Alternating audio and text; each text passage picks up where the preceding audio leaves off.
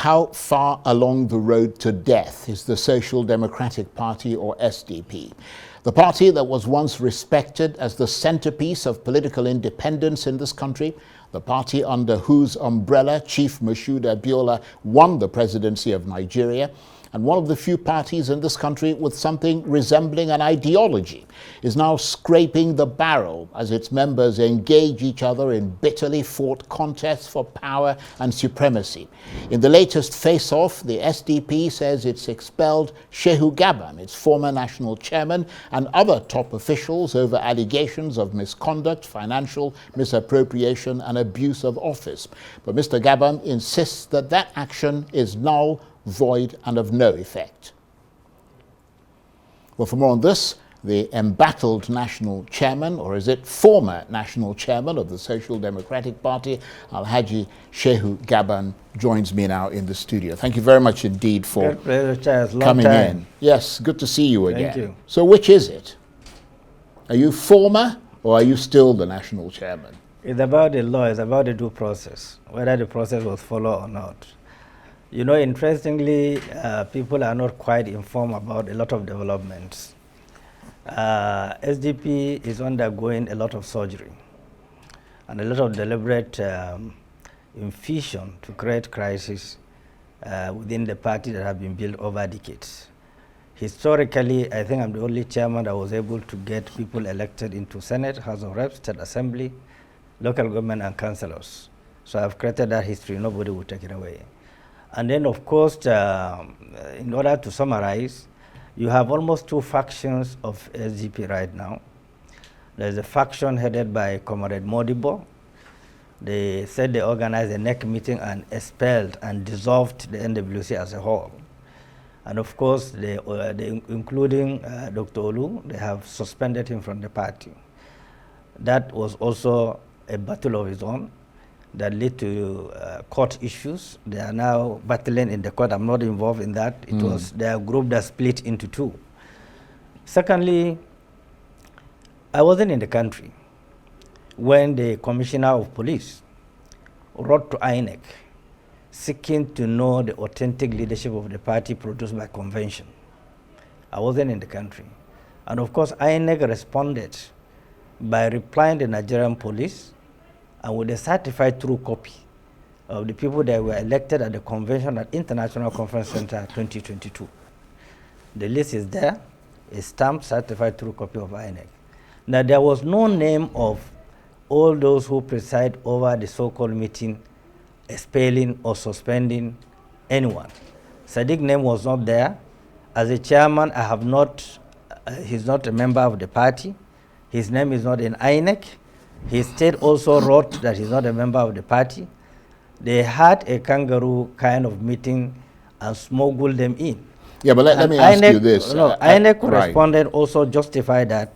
I'm sure you have the document where INEC said that he did not follow due process, so it's not recognized by law. Right, but let me ask you this, because the people who are being quoted and who are ranged against you are people like Rufus Ayeniba, who is the National Publicity Secretary, who said the NWC unanimously endorsed your removal as chairman, and that removal has also now been endorsed by all the state party chairmen, as announced by the chairman of their forum. Have you seen all the state chairmen? No, hold on. Well, the chairman of their forum, they're not all going to make the announcement. Somebody makes, correct. Somebody makes, his name is Femi Olani. Let me talk is he the chairman of the forum? He is not.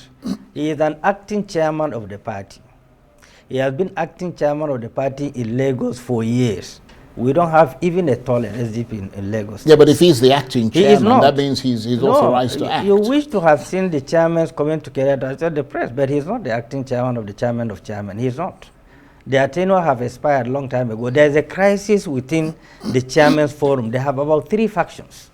Right. Let me approach this differently, because we're running out of time. Unfortunately, we encroached on your time because there were lives and so on going on, so I apologize for that. But what about just beyond the, who is doing what and who, what about the very grave allegations that were made against you of gross financial misconduct, embezzlement, misappropriation, diversion of party funds? How do you defend yourself against those allegations? Very interesting. Because they said that their decision to expel you followed the adoption of the report of a disciplinary committee and a subsequent white paper which reviewed the findings and recommendations on the allegations brought against you. I mean, it sounds like a fairly thorough process, but you don't agree. You are a journalist. You must do a thorough investigative journalism.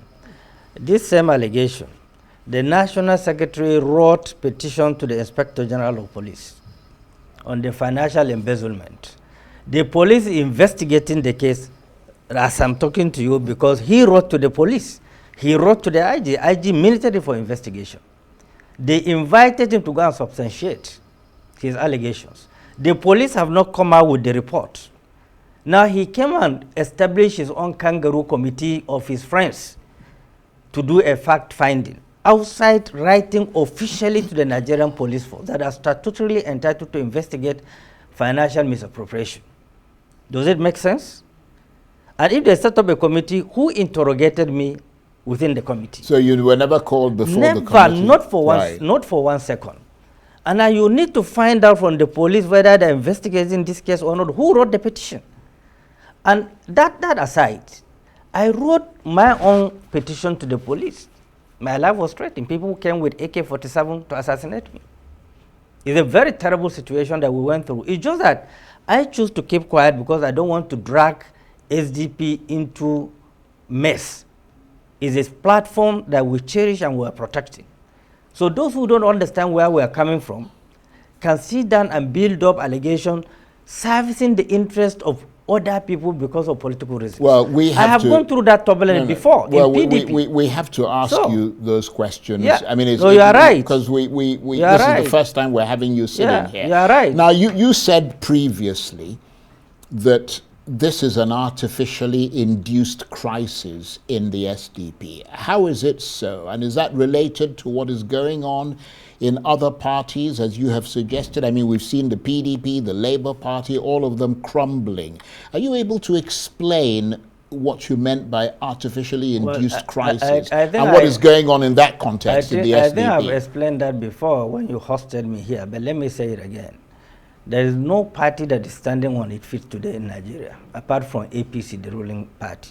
No party. Now, SDP came from so many fronts. One, there's the front of the coalition. When the coalition approached us. That's the ADC coalition. The ADC coalition. It wasn't but at the time, it was the opposition coalition. It wasn't ADC then. Right. We had conversations, and we presented our situation based on SDP constitution. It has to tally with that to avoid litigations. And of course, there is a stalemate based on what they want. And then we cannot force someone to step down from his seat and other person to take over without following the process. So there was a statement there. And of course, there were baseless allegations that money exchanged hands. And I challenge anyone to publish where money have exchanged hands. They were saying it before, when I challenged them, they couldn't produce anyone. I'm not a property for sale or tag for sale.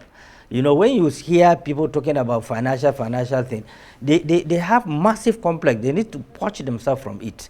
You know, some of us were trained by career politicians. We are trained to build institutions. So, and then on the other side, the federal government feel as if we are accommodating people that are very unfriendly to them, unfriendly to their policy. So, of course, they are not happy again. And all who is the target is me. I'm the one accommodating all such kind of things. But in all this, posterity will judge, because every opposing view we have presented on this government is based on a very civilized and humble way of making our observations and advice to the government. We will never, or I will never be part of pulling down any government because nobody knows the consequences. I've always said this. And I have no personal grudges with the president whatsoever. I don't have anything, I've never have any disagreement with him. Even at the point he wanted to join SDP, where there was a crisis in APC, you know, we had a conversation, very matured, very civilized conversation. He had his way in APC. From that period to now, I have never spoken to the president, nor seen the president, or message from the president. So those who are manufacturing these lies are people who have complex, who have no confidence in themselves. But I have a full confidence in what I do. Right, okay. Well, if the SDP, or at least as you said, a faction of the SDP, say they've expelled you, and you say they don't have the power to do this, what does that mean in real terms? You read our constitution. Are you able to, I'm just asking you a question. I don't have your constitution in front of me. Are you able to go to your secretariat and sit in your office? That is very interesting. We wrote so many letters to the Inspector General of Police, to the Commissioner of Police. Police pick interest in SDP. The former Commissioner of Police sent police into our secretariat, and they decide who enter and who doesn't enter. And at the point, there are clashes with talks within the party secretariat. As an experienced politician, there's no that anything can be trapped and can be pushed on your head. I use my senses. This talk that they are bringing, they will end up fighting and killing anybody. And then there will be that the chairman's in the office, somebody was killing the SDP secretariat. For that reason, I allow those who are manufacturing crisis to exhaust all the means they have, and then without me creating an opportunity for them to blackmail me or otherwise. So you're not able to go to your office, as I'm talking to you, right. The police have seized the SDP secretariat, and they have a list of those who they allow in and they allow out. I have wrote several letters. I've seen the commissioner, the former commissioner of police, but I understand that he have interest. I wish he would have retired from the police and joined SDP, because he's dealing with one of the factions who, for whatever reason, are supporting them. Right. But it's documented. We wrote to him severally, and I have a conversation with him. He told me that he's trying to sort it out. But for him to write to the INEC, the same commissioner of police, seeking to know the leadership of the party, and INEC reply him, now there's an act of impersonation. Why shouldn't he prosecute them? Right. Okay. Well, look, unfortunately, we've just got a minute. We're almost out of time. What are you going to do now? What's your next course of action? We are doing a lot of consultations. It is not my interest to bring SDP down, but anybody who will tarnish my name, I will take it to any length that is humanly possible. But I will not do anything to bring down the party. And I want Nigerians to know, SDP faithfuls, I did not ignite this crisis. I did not push for it. Up till now, I'm applying maturity in dealing with the issue. But history is recording those who pushed for the crisis, who ignited the crisis.